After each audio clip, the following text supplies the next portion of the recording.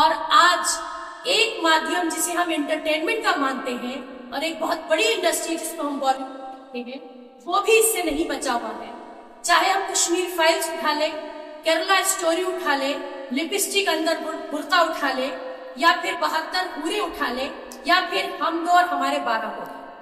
ये वो तमाम फिल्में हैं जो एक पर्टिकुलर कम्युनिटी को, एक पर्टिकुलर आइडेंटिटी को न सिर्फ टारगेट करती है, बल्कि उन्हें डिफेम करके, उनको ह्यूमिलिएट करके, उनको सप्रेस करने की कोशिश, बरगलाने और प्रोवोक करने की एक तरीका है कि किस तरीके से ये दिखाया जाए कि ये कम्युनिटी और इनका रिलीजन जो है वो बहुत निगेटिव है, वो बहुत खतरनाक है या खराब।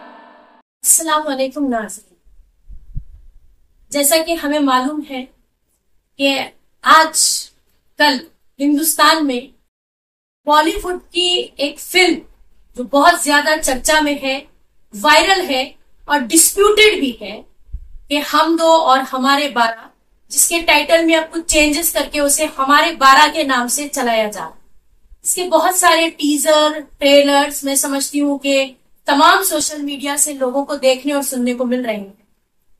तो मुझे ऐसा लगता है कि ये एक ऐसा इशू है जो हिंदुस्तान में रहने वाले 30 करोड़ लोगों के सेंटीमेंट से जुड़ा हुआ है और इस पे हमें खुलकर बात करनी चाहिए। इस पे खुल के बात करने की एक वजह यह भी है कि इस्लामोफोबिया इन बॉलीवुड, मैं समझती हूँ कि दिन ब दिन ये चीज जो है वो अब बहुत ज्यादा आम होती जा रही है। हमें मालूम है कि 10 साल से एक हेट एजेंडा जो काम कर रहा है हिंदुस्तान में, जिसने पॉलिटिकली हिंदुस्तान को पहले कैप्चर किया और उसके बाद फिर धीरे धीरे तकरीबन सभी इंस्टीट्यूशन जो है वो सैफ्रोनाइज होते चले गए। और आज एक माध्यम जिसे हम एंटरटेनमेंट का मानते हैं और एक बहुत बड़ी इंडस्ट्री जिसको हम बॉलीवुड कहते हैं, वो भी इससे नहीं बचा हुआ है।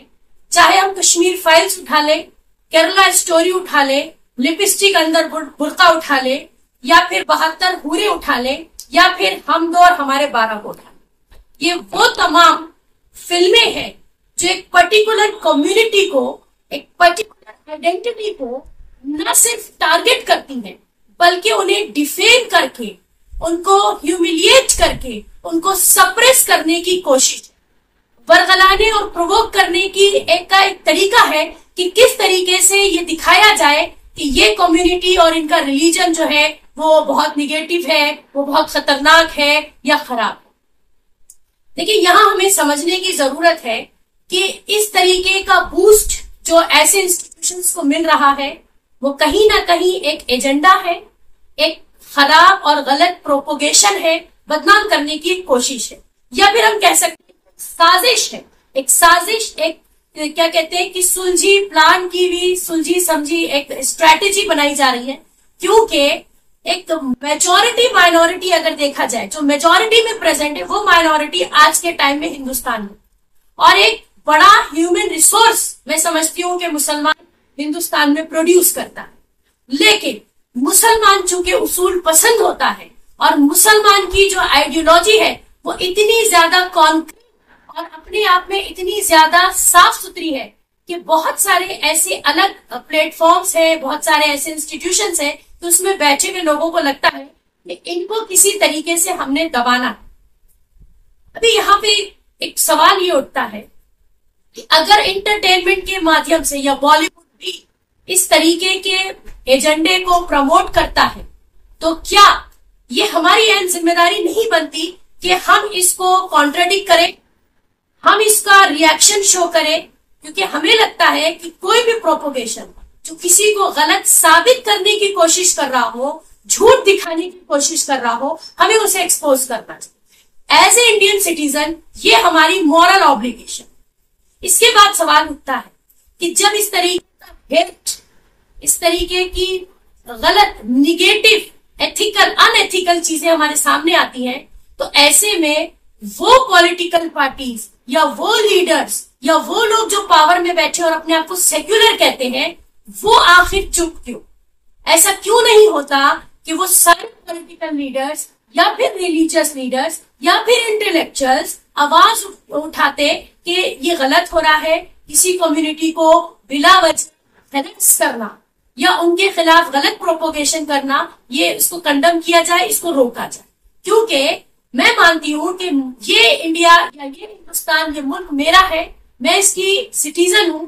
ये मेरी एक जिम्मेदारी बनती है कि मैं बात करूं अपने मुल्क के डेवलपमेंट, और ये एक्टिविटीज कहीं ना कहीं हमारे मुल्क के डेवलपमेंट को हैम्पर्ड करती। इसलिए मेरा एक सवाल यहाँ पर उन तमाम लोगों से है जो पावर में है कि वो अपने पावर का सही इस्तेमाल करते हुए ऐसी चीजों के खिलाफ क्यों आवाज नहीं उठाते। इसको हमें या तो ये समझ लेना चाहिए कि they are also silently agreed with this hate agenda and propagation. One thing. The second important thing is कि वो कॉमन लोग जो पढ़े लिखे हैं, अपने आप को इंटेलेक्चुअल कहते हैं, इसमें मैं उन सभी लोगों से मुखातब हूं जो क्रिश्चियंस हो, सिख हो, हिंदू हो, दलित हो, या किसी भी कास्ट, किसी भी रिलीजन, किसी लैंग्वेज और किसी भी रीजन के हो, कि वो आखिर आगे आके ये बात क्यों नहीं करते कि ये सारी चीजें जो अनएथिकल हो रही है हमारे मुल्क में, ये कहीं ना कहीं आने वाली जनरेशन को कमजोर कर रही है। क्योंकि जब हम हेट पे बात करते हैं, जब हम एजेंडा और निगेटिव प्रोपोगेशन फैलाते हैं, तो जो हमारे बच्चों के मासूम जहन है वो सिवाय नफरत के और कुछ भी नहीं सीखते। और उसके बाद ये निगेटिविटी जो आज हम उसमें भर रहे हैं, उनकी पर्सनालिटी डेवलपमेंट को हम रोक रहे हैं। हम अपने मुल्क, अपनी सोसाइटी की प्रोग्रेस को हैम्पर्ड कर रहे हैं। इसलिए आज ये बहुत इंपॉर्टेंट हो गया है कि हम खुल के और बहुत लाउडली इस बात को कंडम करें कि बॉलीवुड जैसा इंस्टीट्यूशन भी, या जिसको इंटरटेनमेंट का माध्यम माना जाता है, वो भी आज बचा हुआ नहीं है। उनको लगता है कि हेट बेचकर भी वो पैसा कमा सकते हैं। यहाँ पर रोक लगना बहुत जरूरी।